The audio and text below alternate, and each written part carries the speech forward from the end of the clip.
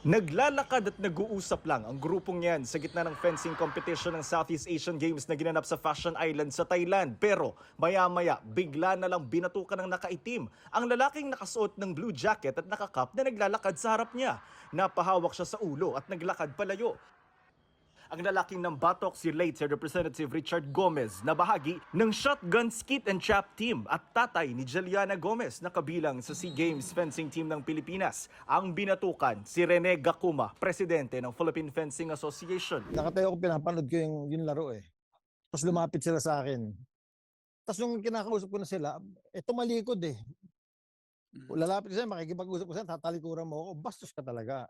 Talagang tinamaan. Aminin ko, talagang nagagalit ako, naiinis ako sa decision na ginawa nila. Ayon kay Gomez, may favoritism ang PFA at mga coach nang hindi paglaruin ng player na mula Ormoc at nagtatop sa rankings. Pinalit daw rito ang isa pang player na hindi taga-Ormoc. Tinanggal nila yung player namin as an individual player, and then pinalitan nila. Ang akin kasi dito, nag-qualify yung bata. Nag-qualify siya. Sa lahat ng qualifying events ng fencing, sumali yan, nag-number 1. Hindi nila tinatalo, nahihirapan sila dyan. And then, bibigyan nila ng rason na hindi raw nagte-training, hindi raw nagpapakita. Sabi ko, how sure are you? Kasi taga-Ormoc yan. Pero ayon kay Gacuma, hindi pinaglaro sa individual event ang sinasabing player ni Gomez dahil marami raw itong hindi sinunod base sa desisyon ng coaching staff. Lagi raw siyang wala sa mga training at hindi rin daw sumama sa mga ginastosan ng pamahalaan na training abroad. We are supposed to build character. Compliance is huge.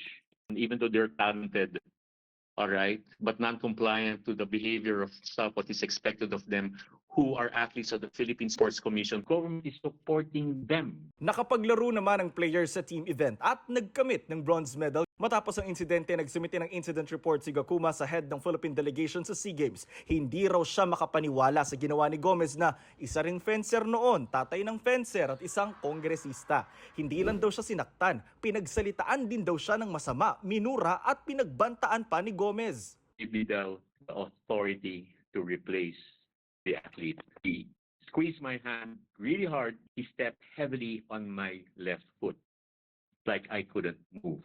I see him approaching me. He cupped my jawline, here, squeeze it really hard.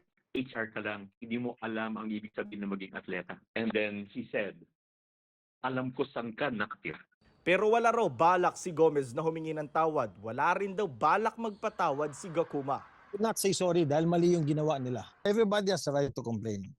Di hayaan mo siya mag-complain. I'm a player here and an officer of the Sports Association. Hindi ako congressman dito. Paggalit ko sa kanya, hindi ako bilang congressman. Nagalit ako sa kanya bilang atleta. I was attacked, I was antagonized, I was assaulted, verbally abused and insulted. I will never accept an apology.